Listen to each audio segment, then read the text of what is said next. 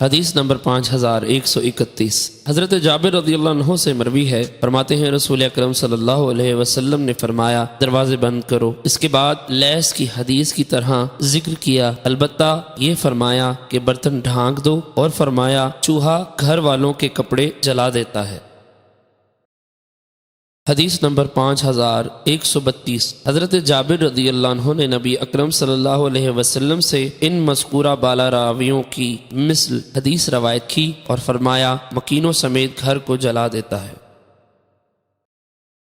حدیث نمبر 5133 حضرت جابر بن عبداللہ رضی اللہ عنہ سے مروی ہے، فرماتے ہیں نبی اکرم صلی اللہ علیہ وسلم نے فرمایا جب رات کی تاریکی پھیل جائے یا فرمایا شام ہو جائے تو بچوں کو گھر میں روک رکھو، اس وقت شیطان باہر نکلتے ہیں، اور جب رات کی 1 ساعت گزر جائے تو اب ان کو جانے کی اجازت دے سکتے ہو، اور دروازے بند کرو اور بسم اللہ پڑھو، کیونکہ شیطان بند دروازے کو نہیں کھولتا۔ اپنی مشکوں کے منہ باندھو اور بسم اللہ پڑھو، اور بسم اللہ پڑھ کر برتنوں کو ڈھانپ دو، اگرچہ ان کی چوڑائی پر کوئی چیز رکھو، نیز اپنے چراغ بجھا دو۔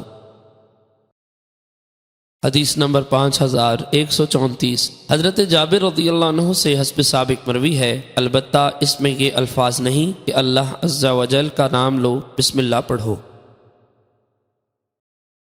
حدیث نمبر 5135 امام مسلم نے اس حدیث کی ایک اور سند ذکر کی ہے۔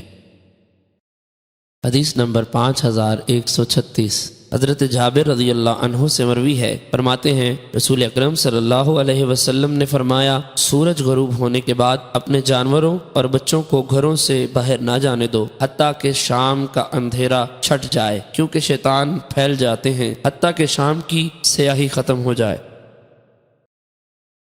حدیث نمبر 5137 امام مسلم رحمۃ اللہ علیہ نے اس حدیث کی ایک اور سند بیان کی ہے۔